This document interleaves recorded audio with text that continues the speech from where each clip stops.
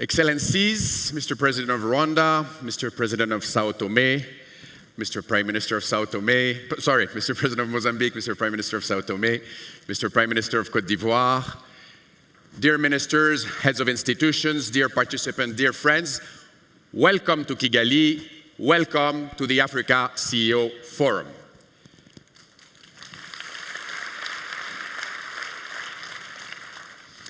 This is our second edition in Rwanda, so let me start by thanking you, Mr. President, for the support and hospitality, and by telling you that we couldn't have chosen, considering this year's theme, a better setting.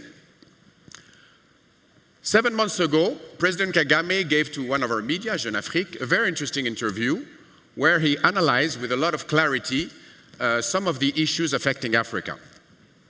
I found it very interesting, I shared it on LinkedIn, and I wrote this post, in which, in essence, I was trying to express two things. The first thing is a very sincere admiration for you, Mr. President Kagame, for your leadership and achievements. Rwanda marked the 30th commemoration against the genocide against the Tutsi. And over these last 30 years, on top of having one of the steadiest GDP growth rate in Africa, Rwanda has kept churning out inspiring economic success stories. Rwanda, a high-end tourism industry, an event sector ranked number 3 in Africa, industrial investment from BioNTech, one of the hottest pharma companies in the world. The list is very long, but I was just given 8 minutes for my speech, so I'm going to stop here. But I'm just going to ask you one thing, Mr. President, if you don't mind. It's a personal request. On top of these glowing achievements, I know Rwanda is supporting PSG or sponsoring PSG. So I would like you, please, to give them some advice on how to finally win the Champions League. I'm a fan, and I'm desperate.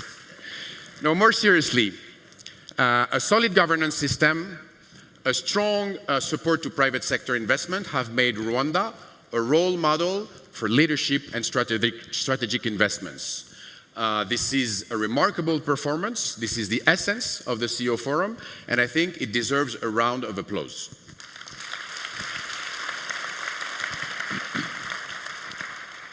And as I said, it couldn't be more aligned with the themes of this edition. At the table or on the menu. I'm sure you have guessed by now that we didn't plan to do a food summit, but the idea behind this title is that over the last 2 editions, we've had very upbeat conversation about sovereignty, about the numerous opportunities it created for the African private sector. But this year, when we prepared for this edition, we heard a very different tune. We heard the private sector worried about 3 things. Number 1, the unity of the continent.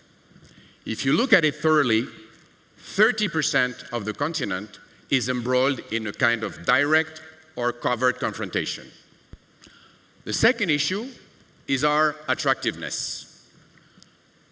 5 years ago, in the same room, not exactly, but in the KCC, we celebrated the inception of the CFTA.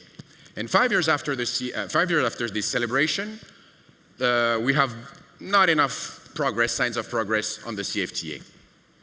And third issue, our continuing deterioration of macroeconomic finances, with for the first time in 25 years, the increase of poverty on the continent. These issues are threatening to reverse 2 decades of progress. And from these worries was born the theme of the forum. Because for Africa not to land on the menu of global powers, for Africa to secure a place at the table of global negotiation, we radically need to change course. For this to happen, we need transformative agendas. And one agenda in particular, the leadership agenda. And this was the second thing I wanted to express in the LinkedIn post I mentioned earlier. The absolute priority we need to give from now on to governance, leadership, and accountability. Like many of you here, our group is a family business. It was founded by my dad, who was first and foremost a journalist. And I learned a lot of things from my dad work. It made me curious, and it taught me the value of asking not just questions, but the right questions. And the right question is here: why are we in this situation? Over the last 36 months, 5 countries have gone through a military coup. Numerous numbers have had messy elections. In the last 24 months, a number of economies have had currency crisis, debt default, if not both. This sounds historically familiar. So the right question is, why are we in this situation again? And I think we need to be honest here. We are in this situation because we often ignore problems of leadership. We often look the other way when governance was meddled with. We overlooked problems of accountability. And we did that because business was good, money was flowing, and it was easier to sweep these issues under the rug rather than addressing them. But you are CEOs, heads of institutions, heads of states, and we all know that's what not leaders do. I'm sure you're familiar with Einstein's quote on insanity. Insanity is doing the same thing over and over and expecting different results. And I think in this room nobody's crazy, and I think that none of us wants the next 25 years to look like the last 3.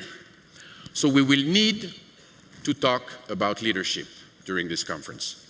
So I'll trust the speakers of the opening panel to set the tone on leadership, because they're undeniably qualified on that issue. Our heads of states panel tomorrow is not to be missed. They will be addressing this issue of leadership, but also the difficult decisions ahead on climate, on technology, on the CFTA, but also on the talent we need to appoint to the Pan-African institutions that represents Africa on the global stage. There are 2 very important elections in the coming months, the AU and the FDB. We'll hear, speaking about talent and wins, we'll hear the Prime Minister of Côte d'Ivoire, our next year's host of the forum, who will share with us what it is to organize and win an African Cup of Nations, and who will explain to us how he intends to capitalize on that victory to shape a sports industry in this country. In Côte d'Ivoire, I'm sorry. We'll also speak about the other critical agendas, financing. We'll hear the CEO of Access, of AFG, of AFC, KCB, BK, all the alphabet of financiers trying to fund the ambitions of the continent.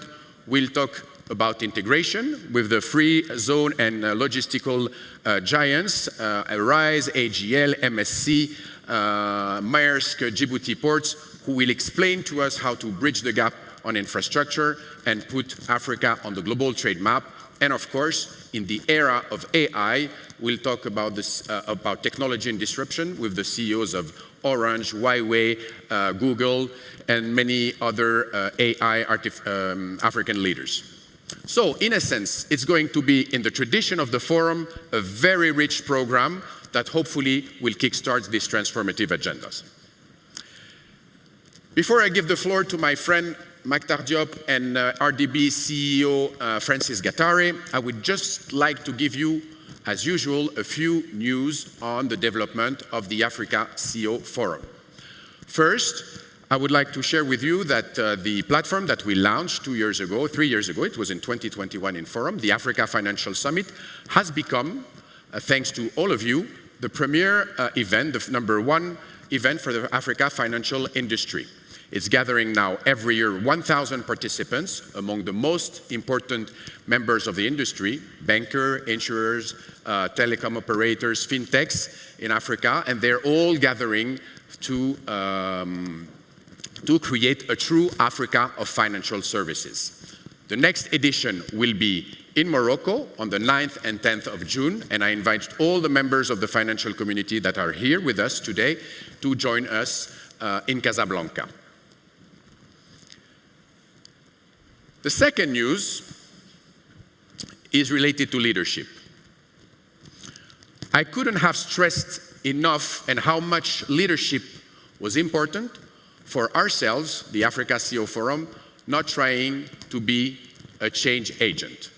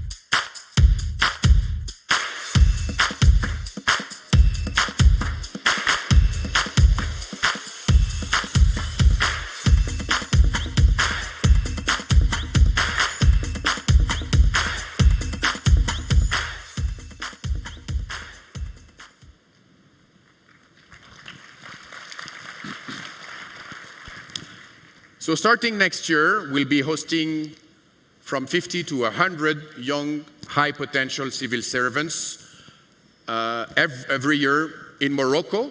It will be done with the University of Mohamed VI on their world-class Rabat campus. Thanks to this program, we plan in a few years to get around a community of around 400 to 500 young political leaders united by a common agenda, excellence in public policies, and dedication to African integration. I seize this opportunity to welcome and greet the President of the University of Mohamed VI. I encourage you and urge you to visit their two campuses. They're the most impressive campus on Africa. They're doing an excellent job on education, and I thank them for being our partners.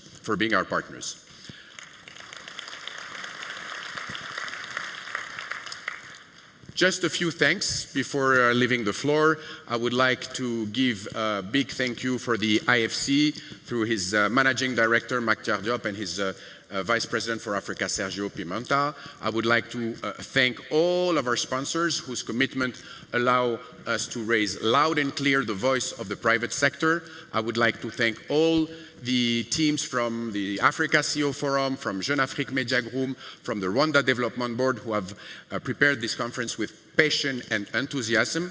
And again, Mr. President, I would like to thank you for your friendship and your support. Have an excellent stay in Kigali and an excellent conference. Thank you.